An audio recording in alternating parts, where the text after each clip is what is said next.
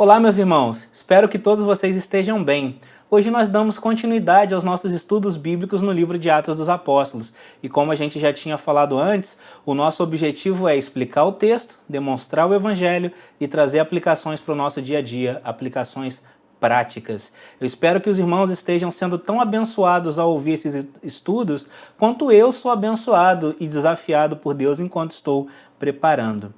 Na semana passada, nós aprendemos como Jesus alinha os nossos interesses aos interesses dele e que ele faz isso por meio da correção, por meio da capacitação e também ele faz isso por meio da orientação. Orientação essa que ele nos dá por meio de sua palavra, da Bíblia, a palavra de Deus. Caso você esteja vendo esse vídeo aqui pela primeira vez e esteja chegando agora nos estudos, eu vou deixar aqui um cardzinho do YouTube, um link para você poder assistir os estudos passados. E hoje, se Deus quiser, nós vamos aprender sobre como Deus cumpre as suas promessas em Cristo. Eu peço ao Senhor que Ele nos abençoe, que a sua graça esteja sobre nós e que o Espírito Santo nos dê inteligência, entendimento da palavra que vai ser explicada e que Ele também incline os nossos corações para que a gente obedeça e pratique a vontade de Deus. Meus irmãos, certa vez uma banda americana muito famosa escreveu uma música que se chama O Deus que Falhou. E é interessante notar que esse não é o Deus a quem nós servimos, pois o nosso Deus não falha. Entretanto, avaliar o porquê dessa música ter sido escrita traz luz ao tema que nós vamos estudar hoje, que é a fidelidade de Deus. Por que esse rapaz escreveu essa música? Ele perdeu a sua mãe quando ele ainda era novo para um câncer, e a mãe dele era cristã. Só que ela tinha uma visão completamente equivocada de quem Deus era e das promessas de Deus. Ela tinha um câncer, mas ela acreditava que Deus a curaria de forma miraculosa. Então ela se recusou ao tratamento médico convencional. Ela não procurou médicos, ela não procurou um oncologista, porque ela acreditava que se ela procurasse esses médicos, ela estaria duvidando do poder de Deus.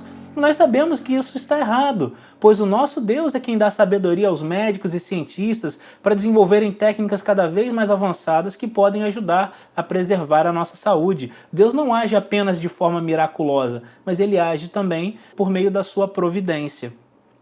E é interessante notar que por causa dessa visão equivocada de Deus, aquele rapaz duvidou de Deus, ele duvidou da bondade, da fidelidade, do poder de Deus para cumprir as suas promessas. Por causa dessa visão de Deus que não era baseada na palavra de Deus, na Bíblia, mas numa invenção da religião, da seita que aquela mulher seguia, esse rapaz escreveu uma letra que tem uma frase muito chocante sobre o Senhor Jesus que diz assim: as mãos que curavam agora estão impedidas de agir, pois foram pregadas com um prego bem grande, bem profundo. Chocante, né, meus irmãos? Você pode estar até se perguntando, por que o Felipe está contando para a gente essa história na introdução desse estudo? E a resposta é simples, porque por causa de uma visão equivocada de Deus, nós também podemos duvidar da bondade, do poder e da fidelidade do nosso Deus, assim como aquele rapaz que escreveu essa letra duvidou. Talvez nós não sejamos corajosos ao ponto de escrever uma frase tão chocante ou orar falando alguma coisa assim para o nosso Deus, mas nós somos rápidos em murmurar. Basta que alguma coisa saia do planejado, basta que a gente enfrente algum problema, que Deus não responda uma oração da maneira como nós esperávamos que o Senhor respondesse, e a gente começa a reclamar, começa a duvidar, começa a murmurar sobre o nosso Deus. Bom, talvez no momento em que nós vivemos, algumas pessoas estejam pensando que o Senhor Jesus está demorando para acabar com essa pandemia. Talvez os irmãos mais novos, adolescentes, jovens, estejam pensando que Jesus está demorando para te dar a namorada dos sonhos ou o namorado dos sonhos. Talvez até os que já são mais velhos estejam pensando que Jesus está demorando para voltar e estabelecer o seu reino de forma definitiva aqui na terra. E uma visão errada sobre Deus, sobre as suas promessas, sobre como o Senhor age, pode nos levar a reclamações, a desgosto, ao desespero e até a apatia. E isso muda a forma como nós esperamos o retorno glorioso do nosso Senhor. Podemos começar a esperar de maneira desgostosa ou até desleixada. Mas no texto de hoje, nós vamos aprender como Deus é fiel e cumpre todas as suas promessas em Cristo. Deus vai cumprir nesse texto que nós vamos ler hoje, uma promessa que ele havia feito há séculos antes do Senhor Jesus nascer, há cerca de 1000 anos antes do Senhor Jesus nascer. E a gente vai ver, com a graça de Deus e com o auxílio do Espírito Santo, que a garantia da fidelidade de Deus muda absolutamente tudo para nós. Muda a maneira como nós reagimos às tribulações, aos problemas, às respostas de orações que Deus nos dá, às vezes, de forma diferente da que esperávamos. A garantia da fidelidade de Deus muda a maneira como nós aguardamos o retorno glorioso e triunfal do nosso Senhor e Salvador, Jesus Cristo. Meus irmãos, sem mais demoras, vamos à leitura da Palavra de Deus. Dando continuidade ao nosso estudo anterior, hoje nós leremos Atos, capítulo 1, nós vamos ler os versículos de 9 a 14. Diz assim a santa Palavra de Deus. Ditas essas palavras, foi Jesus elevado às alturas à vista deles, e uma nuvem o encobriu dos seus olhos. E estando eles com os olhos fitos no céu, enquanto Jesus subia, eis que 2 varões vestidos de branco se puseram ao lado deles e lhes disseram: varões galileus, por que estáis olhando para as alturas? Esse Jesus que dentre vós foi assunto ao céu, virá do modo como o viste subir. Então voltaram para Jerusalém do monte chamado Olival, que dista daquela cidade tanto como a jornada de um sábado. Só um comentário, essa distância é equivalente a cerca de 1 quilômetro, tá, meus irmãos? Quando ali entraram, subiram para o cenáculo, onde se reuniam Pedro, João, Tiago, André, Filipe, Tomé, Bartolomeu, Mateus, Tiago, filho de Alfeu, Simão o Zelote e Judas, filho de Tiago. Todos estes perseveravam unânimes em oração, com as mulheres, com Maria, mãe de Jesus, e com os irmãos dele. Até aqui a leitura da Santa Palavra de Deus. Meus irmãos, eu tenho batido na tecla de que a gente tem que prestar muita atenção nos detalhes e que cada pedacinho da Palavra de Deus importa. Se nós passarmos por esse texto de forma rápida e desapercebida, a gente não vai dar atenção para um dos eventos, para um dos fatos mais importantes do livro de Atos, e não só do livro de Atos, para um dos eventos mais importantes da Bíblia e de toda a história como nós a conhecemos. O Senhor Jesus subiu às alturas, foi coroado, exaltado, está assentado à direita de Deus, o Pai. Deus havia feito essa promessa há 1000 anos, 10 séculos antes desse evento acontecer, 10 séculos antes de Jesus nascer, na época do rei Davi. E nesse instante, diante dos olhos dos apóstolos, essa promessa é cumprida. Eles estão vendo uma promessa milenar acontecendo. No Salmo 110, no versículo 1, Davi escreveu o seguinte: disse o Senhor, Deus, Yahvé, disse o Senhor ao meu Senhor: assenta-te à minha direita, até que eu ponha os teus inimigos debaixo dos teus pés. Meus irmãos, eu não sei se vocês conseguem ter ideia da dimensão desse evento, mas como nós veremos, esse é um dos eventos mais importantes para a igreja cristã. Esse evento vai aparecer nas cartas de Paulo, vai aparecer nos sermões registrados aqui no livro de Atos, e ao longo de toda a história da igreja, esse evento deve ser repetido. Devemos nos lembrar com grande alegria da exaltação do Senhor Jesus. Veja só um exemplo, quando Pedro, no seu sermão no dia de Pentecostes, diz o seguinte: irmãos, seja-me permitido dizer-vos claramente a respeito do patriarca Davi, que ele morreu e foi sepultado, e o seu túmulo permanece entre nós até hoje. Sendo, pois, profeta, e sabendo que Deus havia jurado que um dos seus descendentes se assentaria no trono, prevendo isso, referiu-se à ressurreição de Jesus, que nem foi deixado na morte, nem o seu corpo experimentou corrupção.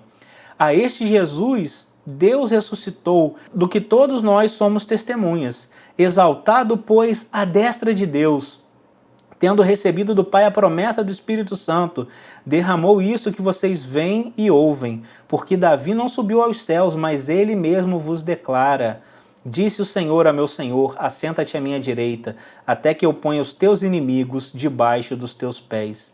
Esteja absolutamente certa, pois, toda a casa de Israel, de que a este Jesus que vocês crucificaram, Deus o fez Senhor e Cristo.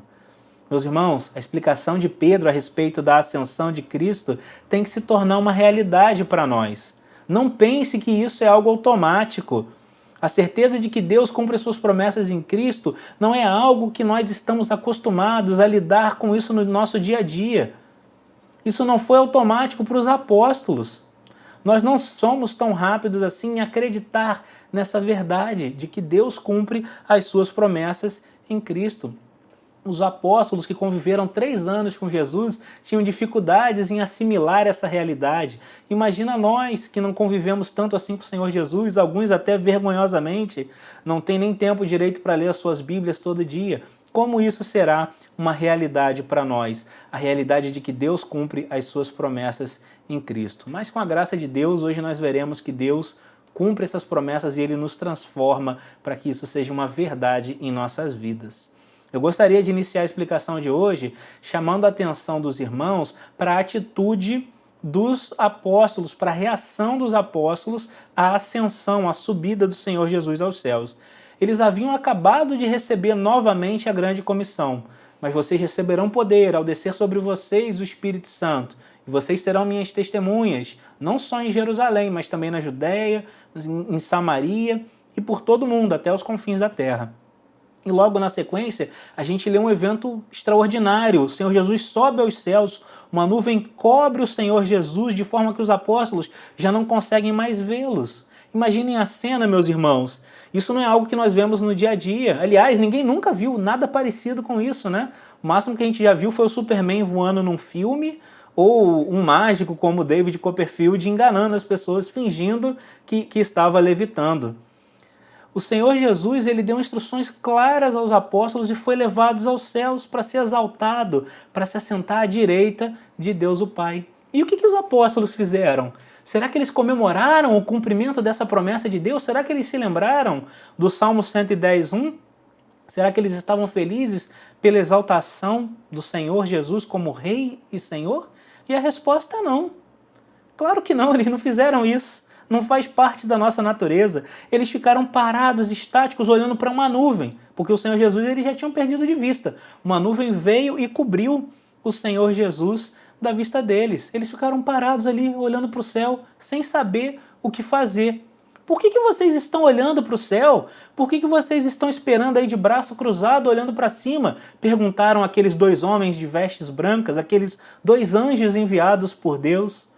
Meus irmãos, a gente não sabe o que se passava na cabeça dos apóstolos nesse momento, mas a gente se lembra bem de qual foi a reação deles há um tempinho atrás, naquele curto período de 3 dias entre a morte e a ressurreição do Senhor Jesus. Se você não se lembra, vamos olhar aqui o que Marcos diz lá no capítulo 16 do seu Evangelho em relação à reação dos apóstolos de Jesus enquanto Jesus estava morto e não havia ressuscitado. No dia que ele ressuscitou, diz assim, a passagem de Marcos 16. Havendo Jesus ressuscitado de manhã cedo, no primeiro dia da semana, apareceu primeiro para Maria Madalena, da qual Jesus tinha expelido 7 demônios. E partindo ela, a Maria, foi anunciá-lo. Para quem? Para os discípulos, aqueles que tinham sido companheiros de Jesus, que eles se achavam tristes e choravam. Primeira característica deles, eles esperavam em tristeza e choro. Segunda questão aqui, né? Eles ouvindo que Jesus vivia e que fora visto por Maria, eles não acreditaram. Eles não acreditaram. Então eles choravam, se lamentavam, estavam tristes e não acreditaram na resposta, no testemunho de Maria, na ressurreição de Jesus. Depois disso, Jesus se manifestou de novo, de outra forma, para 2 discípulos que estavam para caminho de Emaús, para caminho do campo, uma vilinha no campo. E indo, eles o anunciaram aos discípulos. Esses 2 foram contar para os discípulos, mas os discípulos não acreditaram nesses 2 também. Prestem atenção, meus irmãos. Os apóstolos, mesmo tendo convivido com o Senhor Jesus por 3 anos, mesmo tendo ouvido da promessa de que o Jesus ressuscitaria ao 3º dia após a sua morte, eles estavam entristecidos e chorando. Se não bastasse eles duvidarem da ressurreição, da promessa da ressurreição, Jesus ressuscitou, começou a aparecer para pessoas da confiança do grupo deles, essas pessoas iam dar testemunho para eles e eles ainda duvidavam. Eles duvidaram da Maria Madalena, eles duvidaram do Cleopas e da esposa, provavelmente, né, o Cleopas e um outro discípulo que estavam para caminho de Emaús, e tristes, chorando. E agora, meus irmãos, esse mesmo Jesus que havia ressuscitado e convivido com eles por 40 dias, Jesus retorna aos céus e deixa instruções claras para eles. E o que eles fazem? Eles estão ali parados, olhando para o nada, olhando para a nuvem. Eles corriam o risco de fazer a mesma coisa que eles fizeram nesse período, né, entre a morte e a ressurreição. Eles agora corriam o risco de ficar ali parados, tristes, chorando. Poxa, Jesus foi embora, não voltou mais. E nós, será que nós não corremos também o mesmo risco? Será que nós não corremos o risco de desanimarmos, de ficarmos apáticos, parados, sem ação?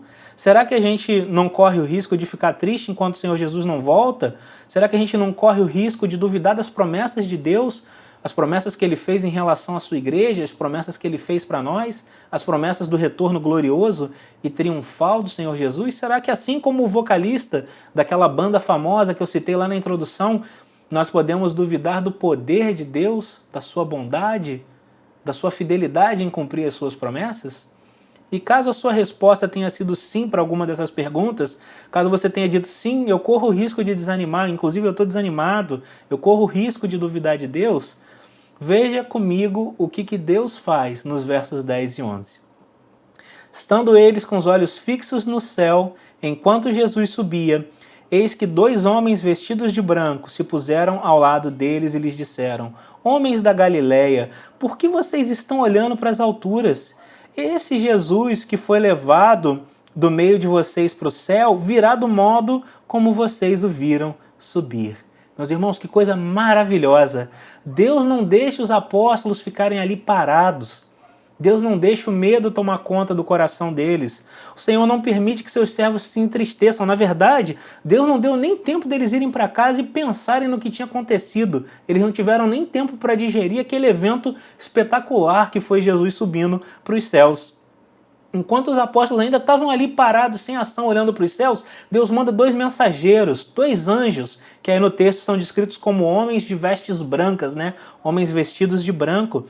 E os anjos voltam para anunciar que Deus é fiel em cumprir as suas promessas. Esse Jesus que foi levado do meio de vocês para o céu virá do modo como vocês o viram subir.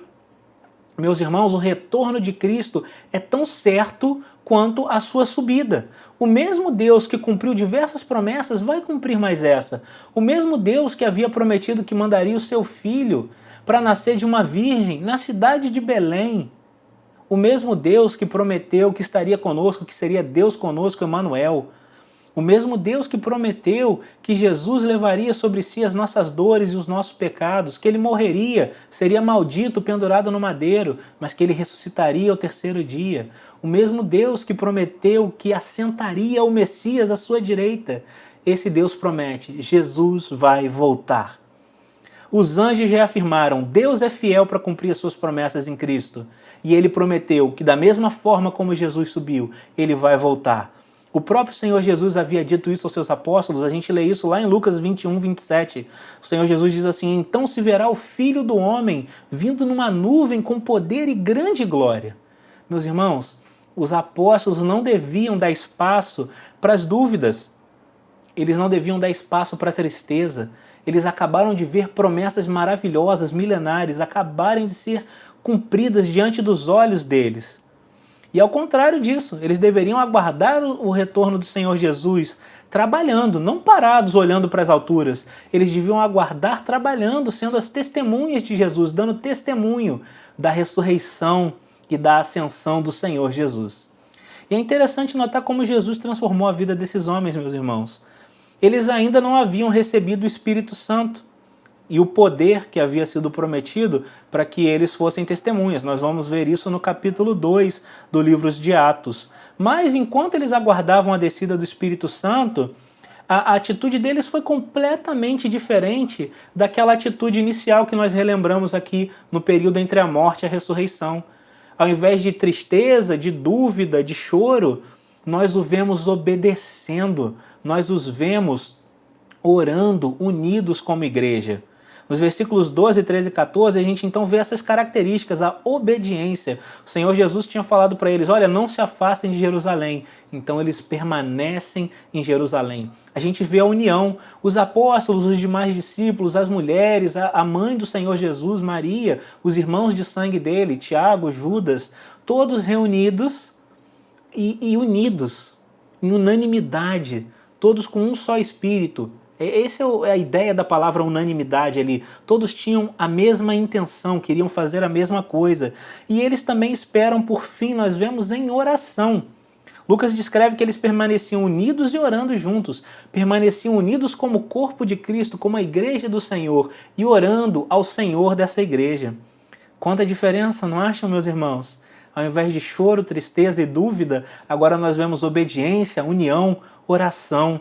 Os discípulos demoraram para entender, mas eles aprenderam a mesma lição que nós estamos aprendendo hoje, que Deus é fiel em cumprir as suas promessas. O texto de Atos não diz pra gente qual era o motivo das orações deles. A gente não sabe exatamente qual era a oração, ela não está escrita. Mas eu me arrisco a dizer que os nossos irmãos estavam orando, pedindo para que Deus cumprisse as suas promessas. Principalmente a promessa do Espírito Santo. A promessa de que eles receberiam poder para dar testemunho. Que Deus os capacitasse para que eles fossem testemunhas da ressurreição de Jesus. E eu também acredito que eles estivessem orando pelo retorno. Toda a igreja sempre aguardou ansiosa pelo retorno do seu Senhor. E aí a gente chega ao final do nosso estudo de hoje.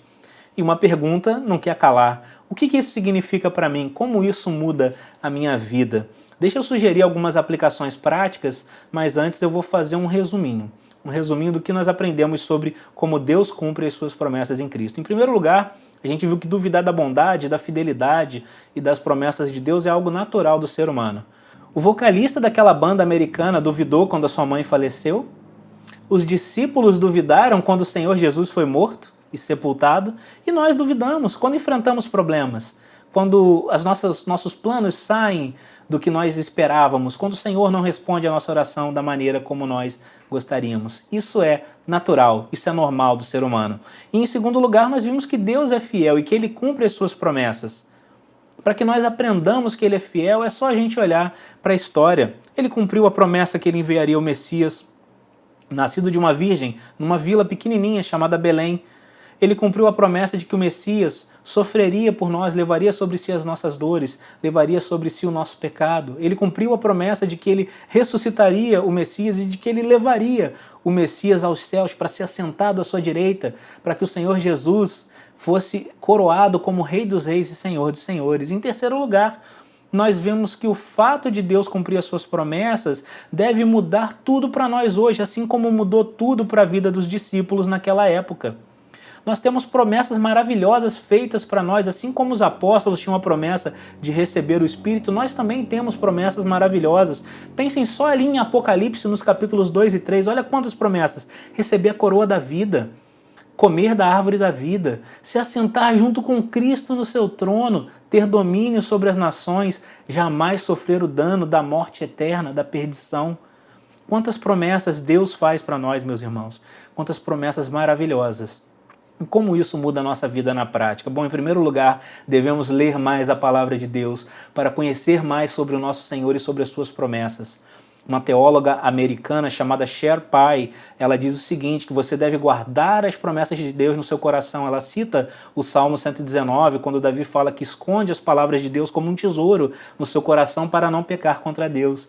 Imagine que o seu coração não é cheio de inveja, não é cheio de malícia, mas é cheio da palavra de Deus, cheio das promessas. Quando você passa por uma dificuldade e se lembra dessa promessa, você pensa, as coisas estão ruins agora, mas elas vão melhorar. Pode não ser nessa vida, mas na vida eterna eu tenho certeza de que tudo será perfeito. Isso é um grande estímulo. Leia mais a sua palavra, leia mais a palavra de Deus. Leia mais a palavra de Deus. Isso é um grande estímulo. Em segundo lugar, nós devemos esperar pelo retorno do Senhor da mesma forma como os apóstolos esperaram. Não parados, não desanimados, não chorando, mas em união, em obediência e em oração. A gente deve permanecer unidos e congregados como igreja de Cristo. Alguns têm o mau hábito de não se congregar. É claro, eu não estou falando hoje da situação da pandemia, em que muitos não podem por questões de saúde. Mas se você é saudável, caso essa pandemia acabe e todos estejam vacinados, não pense que você pode adorar a Deus sozinho na sua casa, no máximo com esposa e filhos. Não, a igreja de Cristo sempre se congregou desde seu embrião, desde a sua raiz, como nós podemos ver aqui. Em segundo lugar, nós devemos orar suplicando a Deus para que Ele cumpra as suas promessas, orar pedindo para que Deus nos abençoe. Nós temos uma lição valiosíssima que o apóstolo João nos ensina. João escreve assim: ora, esta é a certeza que temos para com Ele, que se pedirmos algo de acordo com a sua vontade, ou seja, de acordo com a palavra de Deus, de acordo com as promessas de Deus, Ele nos ouve. Deus ouve e responde às nossas orações. E por fim, nós devemos aguardar o retorno do Senhor Jesus, dando testemunho de que Ele vive, de que Ele é o Rei dos Reis, de que Ele é o Senhor dos Senhores, de que Jesus nasceu, viveu uma vida perfeita, morreu pelos pecadores, ressuscitou vencendo a morte, subiu aos céus, é o Rei dos Reis e o Senhor dos Senhores. Eu termino esse estudo com as mesmas palavras que o apóstolo João termina o livro de Apocalipse. Amém. Vem, Senhor Jesus. A graça do Senhor Jesus seja com todos. Que Deus nos abençoe, meus irmãos. Amém.